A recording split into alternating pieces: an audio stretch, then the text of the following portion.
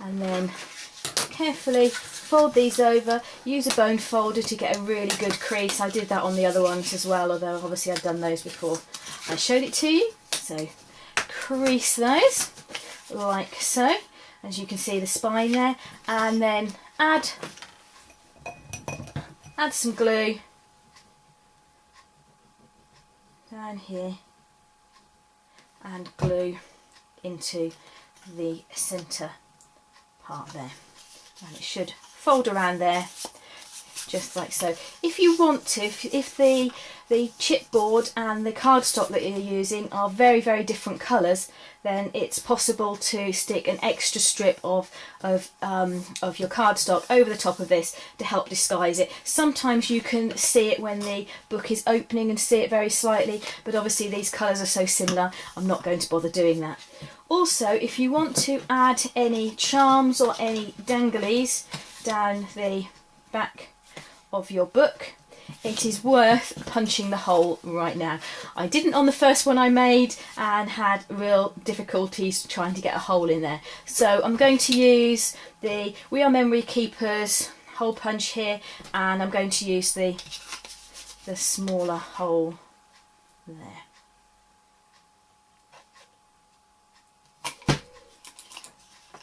Okay. And obviously you could add a jump ring at this stage, or it's actually not too difficult to add a jump ring once the album has been completed, so I'm going to leave it till later. Glue down one side of this. In fact, it's actually easier when doing this one to glue both sides. Hopefully the glue you're using won't dry out too quickly in between. It is obviously possible to use double-sided tape, but I would probably use the red tape, which is very, very sticky. I tend to find that normal double-sided tape comes unstuck after a short period of time, and then you end up with something that's in pieces. And line that up at the side and very carefully press down. Don't worry if your spine is fractionally larger. Okay. Because what you will find you need to do is to actually score along here, okay, and you can either use a bone folder basically to press down, because what you will find is that when you open the first page it wants to crease and come back like so, so it will do the same thing on the back as well. And again, open the back page there. Okay, and there you have your basic book. What obviously then needs to happen is to decorate the pages. So with your 4x4 pieces of paper that you've already cut, they can be stuck over the different pages. So I will very quickly add this one. Again, just pretty much covering the whole of the paper with the glue. It's important not to put too much on because it will make the paper slightly damp, and some paper is prone to crinkling, and the last thing you want is to have your paper and your decoration with lumps and bumps. So I'm just going to put that carefully up to where the fold was and smooth that down. Obviously, if you've got anything poking out, you will on the front page because of needing that crease, so just turn it over and trim off any excess. There we go, like so. Then continue all the way through the book, sticking paper over the pages. Obviously, if you wanted a white book, you could just use ordinary copier paper, but it's much nicer to have different colours as far as I'm concerned on each of the pages. I think it looks a lot nicer than if you just have a single colour all the way. Once you get onto the inside, again, line it up. If you do find that the paper is fractionally smaller than your page, obviously line it up with this edge, because hopefully the cardstock that you've decided to use for this part that joins them together will coordinate with the paper you've used, so it doesn't actually matter if you see a little bit down the middle there. Okay. The next thing to do, obviously I've only just covered one page there, is to take the corner chomper and open up the wings, and I'm going to be using the 1/2 inch side, so poke it in and squeeze. It's easier to do this once you've put all the paper on, because it will do all the layers at the same time then, and obviously you can go gradually through your book.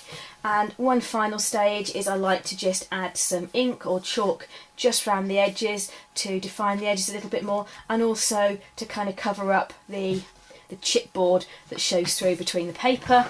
So I'm going to be using the Tim Holtz inking tool. When you remove the foam, make sure that you really get underneath the blue piece. This piece I didn't, and obviously you can see that I managed to pull the foam off and left the blue Velcro part behind. So always make sure that you do get your finger under the blue before you remove that one. Spare one's in here. So attach another one onto there, and I'm going to, on this one, use some of the frayed burlap ink. I store all my inks upside down, which is the reason why I've put a little label on them the other way up with the name of the ink and a little example, so that when they all sit together on the shelf you can take out the one that you need. Hopefully by storing them upside down it keeps the ink on the surface. So basically use your inking tool, dab it on and gradually go around the edges. It's not too dark, I just wanted something subtle.